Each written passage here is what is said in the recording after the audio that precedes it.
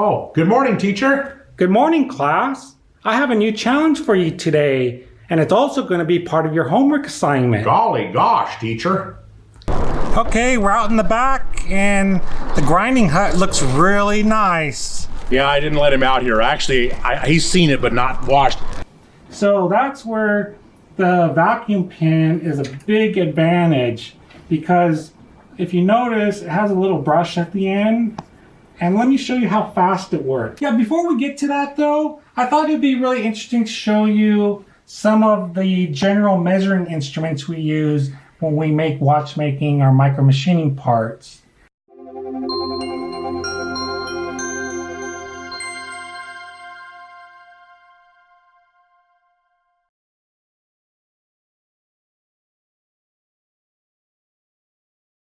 Hey, hello and welcome back. This is Shop Adventures 36. I'm Lance. And I'm Patrick. All right, we have been missing in action.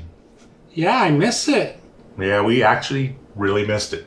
Oh yeah, we're glad to be back. Oh yeah, we went nutty for a little bit there, but we're okay. We promise. This week's going to be a little bit different. Yeah, a little different. I mean, we have our usual stuff. That's about it. Yeah, because since we've been gone for a little bit, we kind of just want to bring you guys up to date, kind of let you know where we're at. And then next week, we'll be back in business. We will. Yeah, a little different direction taking off here. Something's going on, whatever. We're having a great time, though. Yeah. Just because we haven't filmed doesn't mean we haven't been working, huh? That's right. Oh, did I do a lot? How's the grinding hut look? Oh, it looks so great. It actually looks like a little house. It's really neat. When you have to work in a place so many hours a day, it's nice to make it as nice at home as you can make it. Absolutely. We even will get an American flag, but it doesn't have it yet. No. It's not finished, that's why. But we'll explain that when we're out there. We can talk about that. And, because we have a few great friends that care a lot about us, the Jeep did get its new brakes. That's right. Got some tire rotation going on, even got a little extra work done, and she's as solid as a rock. And I was able to use my air tools. And your new torque wrench. That's right. We torqued those lug nuts to the factory specifications. We did 100 foot-pounds. Yeah. Yeah, 100 foot-pounds. Wanted to make our good mechanical friends proud of us there. That's right. Okay. We got a new tool for the watch museum. Well, it's not going to the museum yet, though, is it? No, you're going to restore it. Yeah, it needs a little work. She's really old. Yeah, this is actually older than the last tool we donated to the museum. Oh, yeah. And I thought that was old because we estimated that to be 130, 120 years. And this tool, we believe, is 140 years old. Yep. Yeah. And we've asked for a little patent help. Yeah. Got a couple of people that watch us here that have a lot of knowledge in that area, and we appreciate them a lot. Yeah, we do. I don't know. You did some stuff, though, didn't you? Oh, well, yeah. Because back in Shop Adventures 33, Lance and I installed the new air system and a little bench vise plate on my watchmaker's desk. And we had a few comments from people, because, we showed the system, there's a little air pin and a little vacuum pin part of the air system. And some people came back and said, oh, we'd love to see how it's used in the watchmaking process. Or I think one person said, can you show us how does it work? Couldn't really comprehend how it works. And a lot of people never seen this before. We're in the machine world here on YouTube, right? Right. And a lot of people just haven't seen watch related. That's true. Well, so your whole theme this week's kind of that way, isn't it? That's true. You got the little air stuff going on that's watch related. You got out your little show and tell room over here, I think, a little bit. Oh, that's right. Yeah, because we finally finished our Cary bench micrometer comparator. It is beyond beautiful. Oh, You're going to love it, and we're going to check every component we can with it while we make our product. That's right. It's going to be so neat, and that's when you're really going to see us use it, actually, when we're filming the manufacturing. That's where it's going to be. And we both worked really hard on it because you worked really hard on all the individual parts, and I actually rebuilt the dial indicator.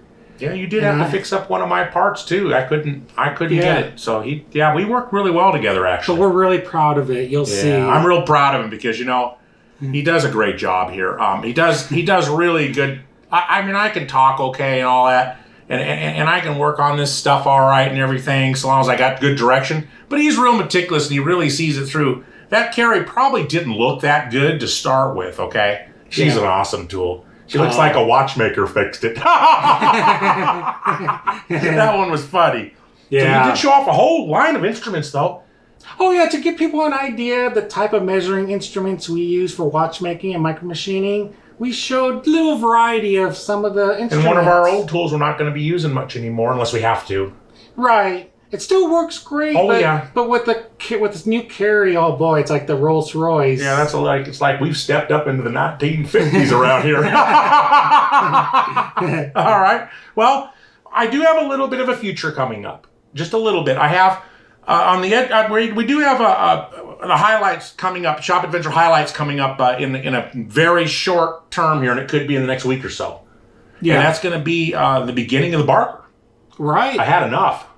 I want my favorite machine. I want her online. She's the biggest thing we own. Well, you're right. We've been talking about it for months. And we've had it.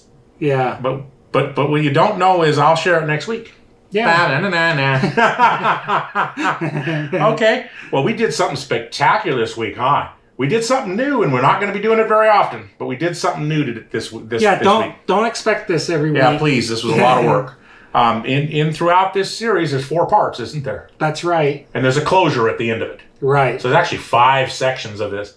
All I'm going to say to you is it starts out somewhere along the way during this week's show, and it comes in once in a while, goes back out, comes back in, goes back out. And as Patrick takes the role as he's took the acting role here as teacher, and I took the acting role as student, which is probably more reality than it is an acting role. Oh, it was really funny. We had to do so many takes because I just couldn't stop laughing. Yeah, it was a little unhinged for a couple of guys like us. I think we really missed you guys. I think that's what it was about. Yeah. We were self-entertaining during this shoot this time. So sit back. I hope you enjoy the show, and we did our best work we could for you.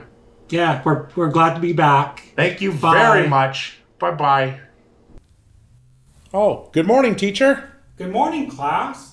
I have a new challenge for you today, and it's also going to be part of your homework assignment. Golly gosh, teacher. What we're going to do is we're going to play Mr. Pete's What Is It? Ooh. Yes, it's going to be a really fun homework assignment. Okay, and what it consists of is I'm gonna be providing this tool to you, and the purpose of this homework assignment is you need to determine 2 things. You need to determine what the function of this tool is, and if you've been paying attention to my class, which I hope you have, Mr. Conway, you should be able to tell me who the manufacturer is. Oh boy. So let me hand this tool to you. Ooh, let me give it a little test run here. Oh, a little spring there. Okay, and you can tighten this in the spring tensions. Then there's a little pin right there. And if you turn this, it like spins or something. Oh, what's this here? Let's see. Oh, no, Mr. Conway. I forgot to mention. No, that's covering the manufacturer's name. And I'm going to trust you to be very honest. No. Be honest now. I'm going to trust you to not remove this tape tonight. Okay? Do I trust you, Mr. Conway? Okay, teacher. Okay.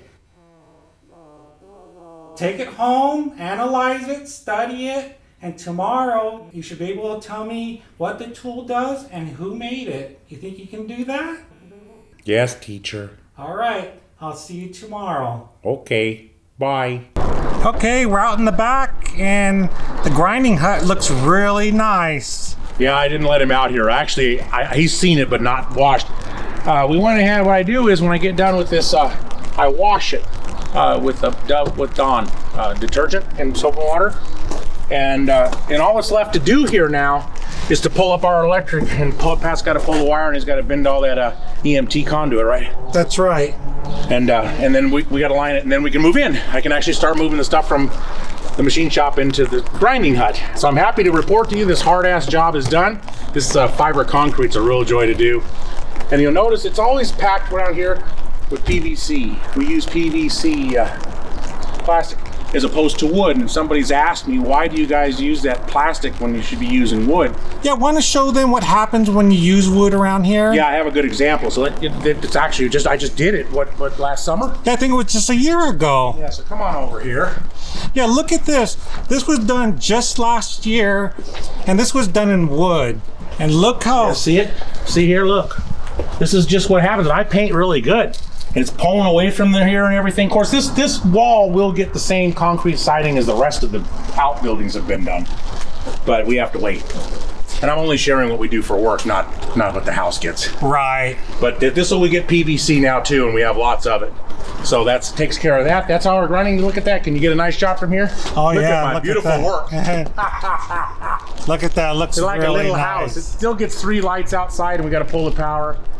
It's like a little house. It does look nice. I almost want to live in there. I got one more little run of caulking to do, and I got to paint the door this gray color right here, Pat. Oh, I yeah. got to paint this color on that door because that's our aluminum. We always do that gray on all of our exit doors. That's right. That's just a thing. We have a thing around here. Okay. I think that's it all. I'm going to go put some materials away. Do you want me to show you my workshop where I get all the tools that builds these beautiful shed? Sure, that's a good Wanna do idea. that? Sure, I'll follow you. Okay. Come on along. Be a little fun this week. See, we have some extra concrete siding, so we ordered this color painted, so I'm gonna store this and keep it until we have enough more material, and then we'll start doing the rest of the house. But you won't see that because it has nothing to do with work. You know, this is just the house, just to make it all look the same color. Now, this is my beautiful, our beautiful 200. Well, I built this 240 square feet. It's big. But it's always good to be bigger. It'll let me put these 12-foot concrete sidings in there. See? Right. And my PVC's already put away. Oh, I don't want to get on 3 subjects, but Pat, what did we do yesterday? Oh, yeah, we did a full brake job on our Jeep Wrangler. And rotated the tires, and we lubed all the fittings. That's right. And I'm going to give you a little lesson on this later about tools. These are just Harbor Freight tools. Why are they? That's not what we do for a living. They're just one-off tools. We do this once in a million years. Not going to spend all that money for that, you know. That's right. But Yeah, because if it's something we're going to use repeatedly, we will spend the money on quality tools. Oh, yeah. Yeah. Come on in. I'll show you some quality tools and some not-so-quality tools. Because we store our automotive tools in here and our construction or property management tools in here. Okay. Come on along. My U-line ramp. And this shed, we finished this one a year and a half, 2 years ago. Yeah, I think we did. Yeah, about there. Yeah, we wanted to store some stuff. It's not as neat and tidy as other areas yet. It's got its own engine hoist. Yeah, it's really stuffed in here. We really packed it. Yeah, that's my PVC I put away. So I got a lot of extra PVC to use for the rest of the property here. Pretty nice. And I'm gonna put the concrete up above here. But this is our room. This is where I get all my tools, right? Yeah, see? When I need something, I just get it. We used to keep an inventory of electronics, inventory of That's why we keep everything from plumbing, electrical. the sanders. Oh yeah, here's a Here's my grinder. That USA. See, now there's a tool I use a lot. It's brand new in the box. I haven't used it yet, but it's for our welding actually. That's right. And that's my Dewalt Grinder. That's a USA made product. Then when we just do some nail gunning and stuff for building this construction, I just use. There's my saw. See, I just use it when I need it. This is just Harbor Freight. And there's a couple of our conduit benders right there. Yeah, those are nice. Those Klein. Yeah, those are really nice. Okay, so I just want to show you this is kind of what I work out of. This is where I keep all my supplies, and this is how Pat's gonna get his electrical and bend all his conduit and everything, right? That's right. I just keep the automotive tools in here too. We don't put those in the machine shop or nothing. We keep this separate. There we go. Oh yeah, we keep wiring and. No, this is really nice because we used to have to keep this stuff in the garage. Oh yeah, we didn't like it. And we didn't like that, so. That's it. So this 240 square feet lets me store all my gardening tools. We have no garden, but we have all of them. We have all the tools. And this is where I get all my tools out, and I set up my horses, and I cut all my wood and build this shed. So I built this one, and it's how I built the new one. Great. Okay, well I'm gonna put my tools away, and I'll see you guys around. Great, thank you. Okay. Okay, we're back again. Yeah, we're back. Okay. We're back over at the shed because Patrick's brought up a good question. Just so you guys know, right, Patrick, you don't help me. That's right. I don't help you at all on this I job. should say that. He's helped me. But not on this particular job. Yeah, no, he helped me on the big 240 footer. I couldn't do those heights myself. Yeah. A little heavy. Okay, that's on wood floor, and this is on a concrete floor, just so you know. Okay. That's right. He says, well, why don't you share with people, how do you get this so dang level? How come this is so level, and how come they perfectly match when they get around the corner of this PVC? How's he doing that? Well, I'll show you how. I said, okay, so I use a level, and I use a snap line, and I get this perfect. Okay, the bottom one. Then I mount that. And to mount this, this is concrete. You have to drill this. Just so you know, I have to cut this with a diamond wheel. This isn't going anywhere without a diamond wheel. This is tough stuff. Yeah. Okay, so then I drill it, otherwise it'll explode. And then I'm able to nail it in with about a 2-inch nail. I use a 2 or 2 1/4 inch. And I do it by hand. No guns. Even though I have every gun there is. Right. I can't use them on this. Okay. Okay. These are what they call, they're what these do once you got the first one in, you can set your next ones down and you build up the wall using these. And you stretch these out for the length. So these coming up to 12 feet, and they think we're sitting in here right now at about 10 something. And how I get them is we use these to hold it for me. Right. So they're really neat. And they just work really good. Because it does two things. It ensures that you have a low 100% level as long as your bottom one is. Right. And you can do it by yourself without a helper. You sure can. Right. So, for the lousy little bit of money these cost compared to this material, this is not the lowest priced material on the planet. Okay, this is a bulletproof room. This room is really basically unbelievable. Nice for a grinding hut. I want to do you guys a good job. Okay, so that's what I do here. But hey, while I got you, you guys know we just showed you our jack stands and our floor jack, and we talked about we used an impact wrench on our lug nuts for our Jeep. Through the Jeep you guys have seen on the when we took the road trip and went to the Head of Hamburger a while back. Yeah. Okay, and you guys, a couple of our expert fellow YouTube creators and who are viewers are professional mechanics at the level of semi-truck, and one, ironically, for the Chrysler Corporation for a Jeep, okay, out of Canada, right? Right. And what's funny is they both pointed out that the tires on the Jeep, which are oversized, are cupping, and of course we knew that, but I let them know we knew that. But it was really neat that the viewers would point out some things that could become a safety issue. So I wanted you guys to know, because of that pressure, and because July is the hottest month coming up, and right now it's going to be about June 1st coming up right here. And so this is good. But a week from today, it'll be 100 out here, by the way. It's cold today.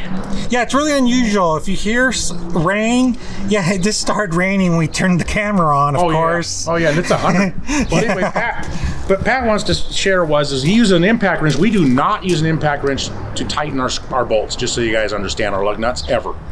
We get them close and we leave it alone. We do them by hand. And then, Pat, what do we have to do these days that I didn't even know about? We have to torque the lug nuts on. What's the torque on those Jeeps? I want to make my friends real proud of us. Okay, yeah. On our Jeep Wrangler, they recommend 85 to 110 foot-pounds. Yeah. Okay, but what we go with is we just go with 100 foot-pounds on all the lug nuts. And we've always done that on most of our vehicles, too.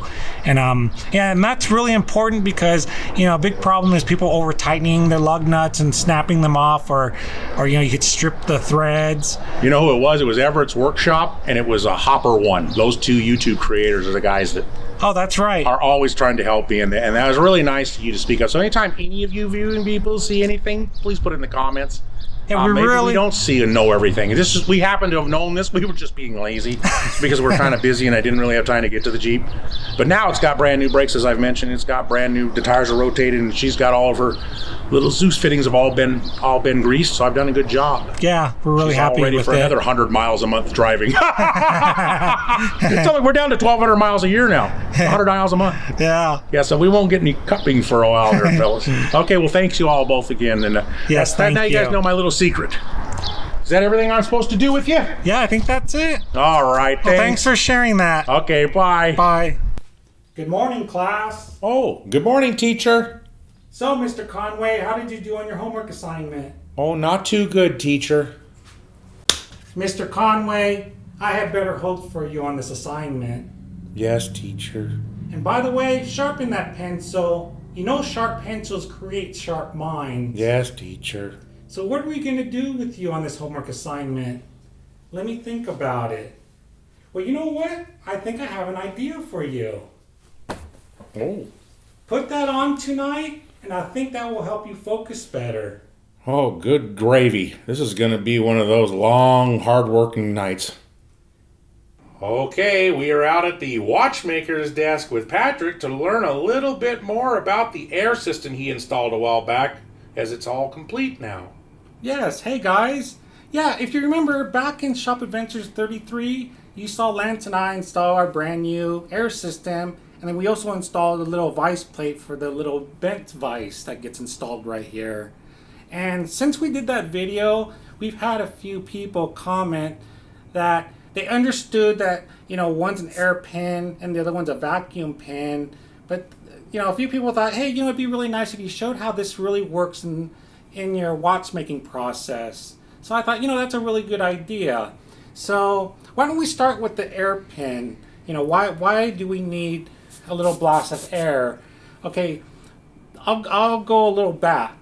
Okay, if you look on pretty much any watchmaker's bench, you should see one of these two tools. And these are both dust blowers. Okay, and this is like a bulb version. And see, if you push it, it emits a little burst of air out of here. And basically, this is the same concept, just a different form factor, but the same principle. It emits a little blast of air. And in the old days, these actually used to be metal. So you may see these metal on really old ones. So pretty neat. Okay, so why do we need air? Okay, why we need air is when we're assembling a watch, like here's a good example. Here we have, these are all the components, with the exception of the watch plates that make a watch movement. This is vintage, your basic watch movement. And when you're assembling these parts, it's very important that everything's immaculate, clean. And when I say clean, you don't want no dust, you don't want no specks, you don't want no smudges, fingerprints. It has to be immaculate. And that's why we usually use a little blower, because as we're assembling all the parts, we'll look at the part with our loupe, check the condition, the wear, and so forth. And then, if we see a little speck or anything, that's where the dust blower comes in really handy. Okay, but after a while, this isn't perfect. It does emit a little blast of air, but the problem with it is it's a weak little blast. So that's where this solution really shines. Is it's connected to our air system, so with the push of a button, it gives you a nice consistent flow of air, and it's really easy to use. So as you're assembling parts, I can just grab it, blow it, and then boom, I'm done with it. So it's much more convenient to use, and it works a lot better.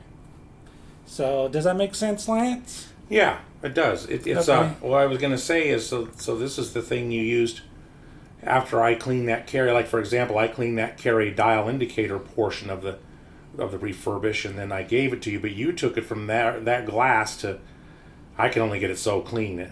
Right, and that's one of the things I used. Okay, the other thing, how I made it when I reassembled that Cary micrometer you're talking about. The indicator. The way I was able to get all the specs out and everything was by using this little vacuum pin. Okay, let me back up a little bit and let me give you a good example. Okay, let's say I had just completed servicing this watch movement, and this watch movement was ready to be put back into this watch case. Okay, so before I drop that in, the first thing I want to do is I want to be sure the inside of the crystal is perfectly clean. Okay, first of all, I want to focus like if there's any fingerprints or smudges. So I'll get a cloth and some cleaner and make sure it's oil free. Oh, because this is your last chance to touch this side of that glass. Once you bring those two pieces together, that's it. That's right. When I drop the movement in, that is it. And that is so critical, because what you don't want to do is you don't want to give this watch back to the customer, and the first thing they notice when they put the watch on is they notice a speck of dust or a fingerprint or anything that's behind the crystal. Because it doesn't matter how good of a job you did on the surface of the watch movement, if they see a smudge or piece of, little speck of dust behind the crystal, that reflects on the quality of your work, and that's a very poor workmanship. So very important. So what prior to having this vacuum pen, what I would have to do was I would use my little duster, I'd blow it, make sure it's all free of dust. And then using my loupe, I would get my reticle. And what reticle is, it's another name for it would be watchmaker's putty, but reticle is the actual product name. Okay, and what we use this for is we use this as a cleaner, and it's also nice. Sometimes it allows us, to hold parts and all that, if we're working on a part or something. So it kind of works like a third hand in some cases. Okay, but for this application, what I would normally do is I'd roll up a little point like that, and then with my loupe down, under the light, I can see all the little specks, and basically I'll dab all the little specks with the point of the reticle to remove every little speck. Okay, but the problem with that is there's two problems. Obviously it's very time consuming and it's not perfect. Sometimes you'll miss a few specks. So that's where the vacuum pen is a big advantage, because if you notice, it has a little brush at the end. And let me show you how fast it works. Okay, if you notice, if you want to show, see there's a little foot pedal down here. Okay, and what this foot pedal does is that controls our little vacuum pump. Okay, and when I hit that, you may hear it turn on. Okay, so let me, then you may even hear the vacuum. Okay, and what I do is you just go around in a circle and just make, with the brush, just go around and make sure you get the entire surface just like that, and that is it.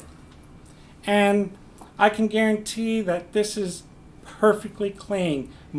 See, if you notice, I did it very quickly, and I can guarantee you it's much more thorough and much more cleaner than I could have ever accomplished with the blower and the reticle. So it's a tool that's well worth the money. What a handy tool. Oh, and that's how I was able to get the Cary dial indicator looking so perfect, because now with this setup you now have a nice air blower and the vacuum pen, which is able to make clean this immaculate. Because that it is just so critical, to give the watch back to the customer and for that crystal to be perfectly clean. Now we know why the Cary dial indicator's got such a perfect lens in it. It looks great. Yes, which they'll see very shortly. Okay, thanks, Patrick. Okay, thank you. Good morning, class. Boy, Mr. Conway, you look very intelligent today. Oh, I see why you took my recommendation last night. No wonder why you look really focused this morning. Yes, teacher. So were you successful in your project? Oh, yeah. I can't wait can I show you? Please do, Mr. Conway. Okay, this is a watch mainspring, and I think this is what this tool does. This is a mainspring winder. You put it on here. It has a little holder from that. That's what that spring thing does there. And it keeps it in place, and you turn this knob and you wind it and wind a mainspring. Very good. I'm so happy. I'm very proud of you, Mr. Conway. How about the second challenge? Did you determine the manufacturer? No, but I sharpened my pencil. Look at how sharp and pretty I got it, teacher. Yeah, that looks like a very nice sharpened pencil, Mr. Conway. Great. But what are we going to do about the challenge on the manufacturer? Well, can I have one more night? I think...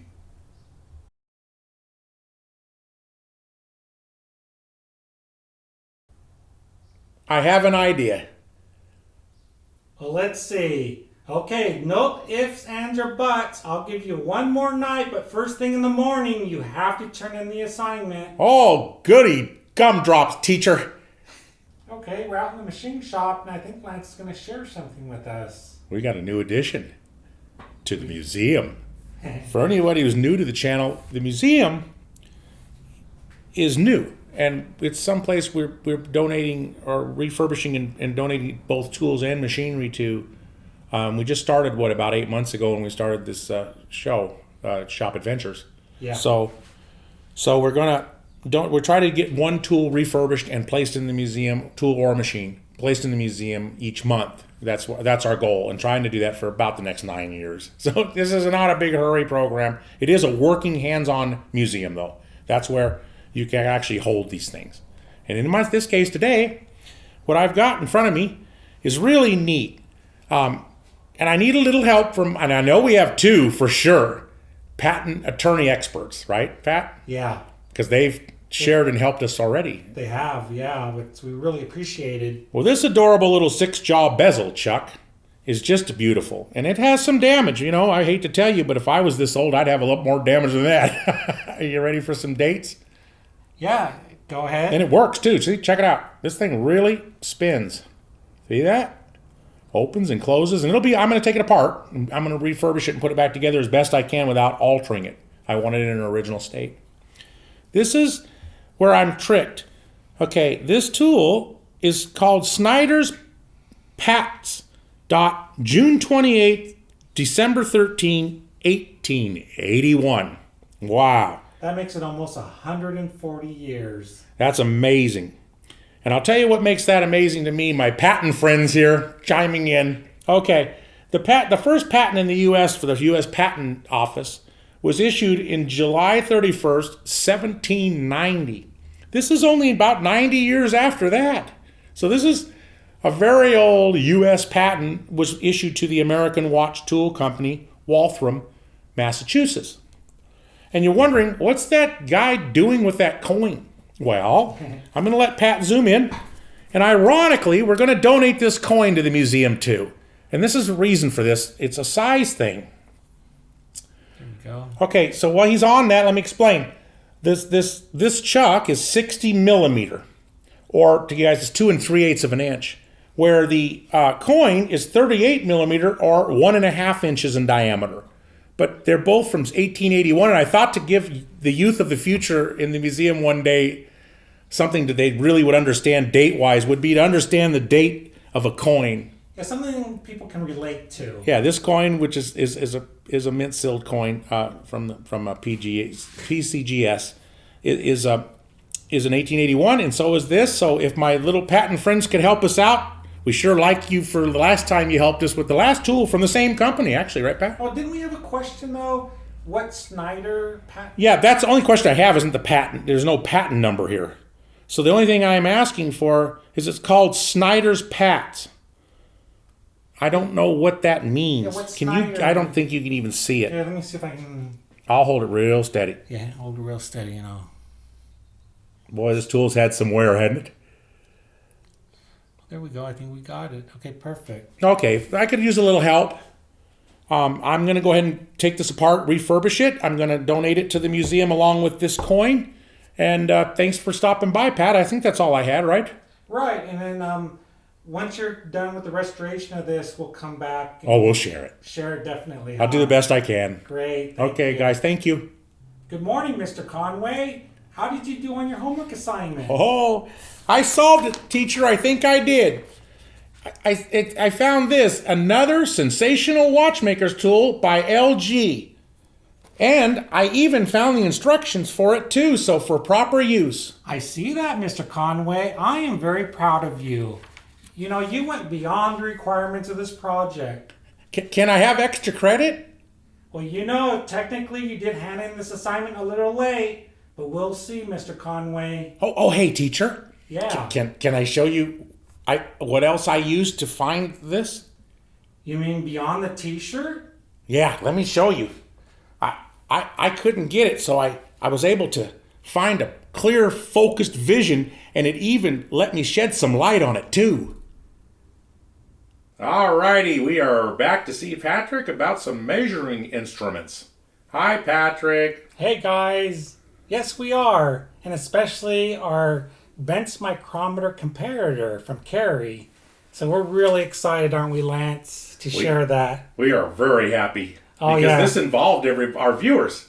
That's why. Right, and both of us worked really hard on it too. Oh, it's been a tough job, yeah. Yeah. Okay, yeah, before we get to that though, I thought it'd be really interesting to show you some of the general measuring instruments we use when we make watchmaking or micromachining parts. And actually, the reason why I have these here is because I'm giving these to Lance to restore. No. I was just getting ready to say how perfectly beautiful and clean they all are, and how wonderful observant the dials are clean, everything's sparkly, and they look so accurate. No, no, you are correct. No, these are not going to Lance for restoring. We're actually finished restoring machines and all that for now. But so kidding aside, okay, what's really interesting about these measuring instruments is they're all designed specifically for the watchmaking trade. So they may be certain styles that our viewers haven't seen before. So pretty interesting. They look really neat. Yeah. Yeah, really nice. Especially this one. This one's really neat where you can see the internal mechanism. Oh yeah, it's like a wristwatch, yeah. Yeah. So that's pretty neat. And some are really interesting, like this one.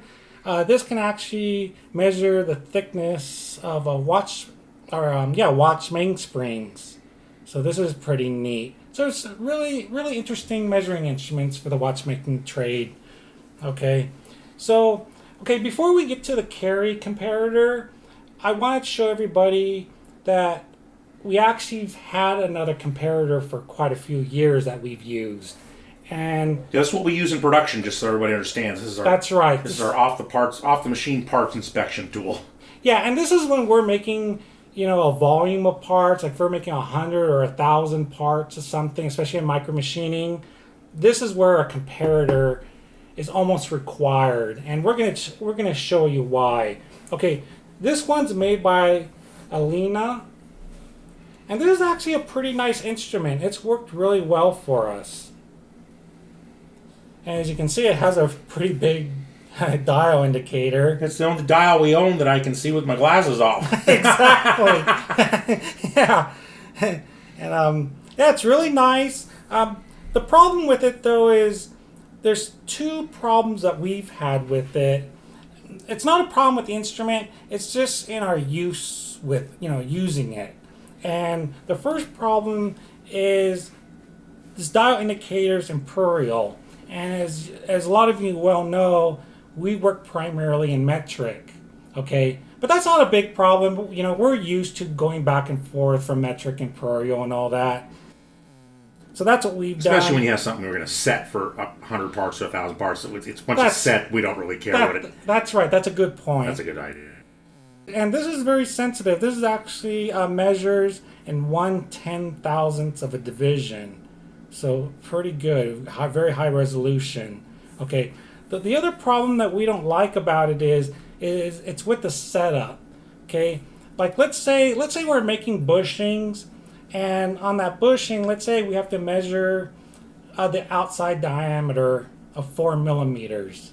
Okay, so so we're manufacturing this bushing on the lathe. They're coming off of the lathe. So what we want to do is it's really critical for us to measure every single bushing coming off of the lathe and ensuring that's close within tolerance of 4 millimeters. Okay, so what we would do is we would take out this instrument, and how you set it is you just loosen these two screws right here. If you notice, I can adjust this point back and forth. Okay, so what I would do is I would get a 4 millimeter pin gauge. I would put it in between these fingers. Then I would set it, lock these screws down. Okay, then I would want to zero the dial indicator to 0. Okay, and that's it. Now it's ready to use. So now, let's say I've made a bushing. It's come off of the lathe. Now I grab the little bushing. I can just set it on. Oh, let me this table I can move up and down. So see, I can move this table really close. So now I can, there's a lever right here. So all I do is push down on the lever, which opens up the point right here. So now I can just drop the bushing right there, release the handle, and that'll tell me if our part is within tolerance. So pretty good. And see, that's what's really important about using a comparator, especially if you're making, hundreds of parts all throughout the day. This is really easy to use. Your chance of making a user error is very slim because, you're just looking at this range once this is set up. See, if we had to use one of these measuring instruments, especially if it was, 4mm is pretty basic, but there's a lot of parts that we have to make that's like maybe like 4.355 millimeters. Okay, trying to remember that. Okay, you probably remember that, but it's so easy to get off on that number, and all of a sudden you're measuring the wrong measurement on these. And plus, it's just the chance of user error is just too great, especially when you're making volume of a single part. So, but other than that, this has worked out really well for us, so we've been really happy with it. But what I'm going to show you next is a tool we just restored, and it's the same type of tool. It's also a Bent's Micrometer Comparator, but this one I'm going to show you is actually made by Cary. Let me bring it up. Well, this box just looks like the fanciest and nicest box I've ever seen. Oh yeah, this was in such bad shape, and Lance really restored it beautifully. See, there goes to the wood gods. Oh yeah, there's that felt everybody selected, the green from the black. That's right. Yeah, we had a little survey if people like the green or the black better, and God, by far most people picked the green color. I think it was 3 or 4 to 1. It was just unbelievable. It was unbelievable. But really, look why. See the indicator and see that it's green. See, everything looks. That's right. It looks really nice. It complements. Hey, is that a speck of dust inside that lens right there? No, I don't think so. Oh, it's so beautiful. We're going to be so happy making parts with this. Oh, this is so beautiful. Here, let me take it out of the box so I can show it better. Oh yeah, we're really proud of this. See there? Ooh. Okay, yeah, let me tell you about the brand. A lot of our viewers may have not heard the name Cary before. Okay, Cary, they're a Swiss manufacturer specializing in measuring instruments. And they're still actually in business today. They were founded in the 1920s. And back to when they first started, they've always been dedicated to the watchmaking trade. So that's probably why a lot of people haven't heard the name, because you don't see these very often. They're very hard to find just because, they focus on a very specific trade, and the watchmaking trade isn't very big to begin with. So we were really fortunate to find this. And as we mentioned before to our users, our viewers, we were lucky and we found this in new old stock. So it's never been used. There's that plastic we polished, isn't it? That's right. Yeah. And you can see it on there. Can you guys see in the camera there? It's so clean, it's so clear. I'm not sure. Yeah, there it is. I think you can see it right there. Yeah, if you remember, this was one of the parts I polished. And this is where it goes. See, what it does is it protects the micrometer thimble. So you can't move it, touch it, and it keeps it perfectly clean. Okay. Let me kind of show you around. Okay, so if you notice, it has a little table that you can move up and down. Just like our other one. So that's really nice. And a little screw to hold it. Okay, this is one of the greatest, the best features of this is, if you notice, unlike the other comparator, see, this has a micrometer head. And it has a little lever right here. So see, right now it's locked. I can't turn this thimble until I push this down. So see, once I push it down, see, now I can turn it. It's an operator's safety mechanism. Right. And then once I release it, it's locked. So it's great. And the other nice thing is that this lever, I can actually move it to the side, and now it's free all the time. And this is metric, huh? Yeah, this is all metric, which is really nice. So we don't have to do any conversions. So that's another really nice feature. Okay, so the nice thing is you can see, let's take the example of that bushing again. Let's say we're measuring that 4mm outside diameter. See, I can just take this comparator and just go over. So I don't need any pin gauges. I can just go over, dial in 4mm, and I'm set. See, once I set this to 4mm right there, I'm done. Now it's all set to start measuring. I'll probably want to adjust the table just like the other comparator, for the type of part I'm measuring. Okay, and if we come behind here, Lance, this may be hard to get. Actually, let me go. Is that better? Oh, I see that lever. Is that what you want? Yeah. So when I press that lever, you'll see this little point move back. See, so that opens up the point so that I can insert the part. So I push down this lever, put the part on the table, release it, and then that'll tell me the tolerance. It's really precision, so you don't go shoving parts in there. Yeah, this dial indicator is very sensitive and very high precision. Every division is 1 micron, so very high resolution. So so as you can see, I mean, it's going to be a great addition to our production process. We're using this to make our products, so they're going to see this work a lot. That's right. We were going to show you guys, we're going to show you examples with parts, but Lance and I were talking, and we said, you know what, we're going to be using this a lot for the production of our parts, so you're going to see this being used a lot. So when we're actually using it in production, we'll make sure we show it to you guys so you can see a real world example of it being used. Does that sound good? That's very good. And I think that's it. Any questions, Lance? Nope, I really like it. Oh, me too. I can't wait to actually go. First of all, neither one of us can wait to get back to machining parts. But we also can't wait to use some of these fine new tools we get to use, of course, because we're making our own products. So exactly. All right, guys. Well, that was neat, Pat. Thank you. Oh, thank you. Bye. Bye. Hey, if you've come this far, it's great. You're at the end of the show with us. I hope you've enjoyed this week's show. We certainly do appreciate each and every one of you, both viewers and creators, huh, Patrick? That's right. We're wearing some shirts. We are. And they say tubercane. we had them. By this point, you've watched the skits. There's been 4 of them. There was about a teacher and a student. And if you don't know, and most of you likely do, it's Mr. Pete 222, YouTube creator. And he has just started selling a shirt. The shirt is for helping a charity event, a fundraiser of a sense, he says. So we paid full price for these shirts. We bought these shirts just like anybody else. And it's a fair price, and the money goes to a good cause. Yes. So we'd like to ask you to go there, if you like, and buy one like we've bought 3 or 4 of. And we really want to thank Mr. Pete right now, don't we? Yes. This man has done nothing but help this 2 of us. He's got a beautiful channel. He teaches very well. He's been around a very long time. He has thousands of videos. He's a great guy, and he's really liked us. So, we can't be here without him.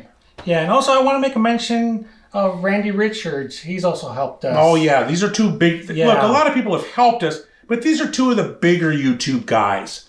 We're new. Yeah, especially when we just started... They really helped us get started because, it's really difficult at the beginning. Yeah. So, and that's why we appreciate everybody, every little help. We really appreciate from the viewers, creators, everybody. But to keep this show in the time restraint that we try to run within, which is about 1 hour covering 4 to 8 topics a week. Yeah. That's basically what we try to do. In light of that, we have taken out the beginning of the show where we had shout outs for stickers and stuff like that. Those are just placed somewhere throughout the show at a neat place and time. Yeah, because our intros are getting too lengthy. They sure are. But if you send us a gift, those will remain in the intro. Those will remain in the intro because we love gifts. And our museum loves gifts if they ever get any. Like we got those collets a while back and all those little beautiful watch tools. Right. That was really nice of Dave M. Oh, that was right. Dave M. Yeah. And then we've gotten more collets since then. Yeah. So we really appreciate everybody. Don't kid yourselves. On Bodine Motor. Yeah, Bonine Motor was really kind to us, that guy. That was the first gift we ever got. That was. Out of Arizona. Yeah. So thank you very much. Thank you, Mr. Pete. We really appreciate it. I hope you enjoyed this little skit for you. It was done for you. And I hope Mrs. Peterson likes it. All righty. Okay. Thank you. Thanks. Bye. Bye. Thank you so much for watching. Please like and subscribe. And if you leave us one of those comments, maybe we have something we can answer. We will never leave a question unanswered. Thank you.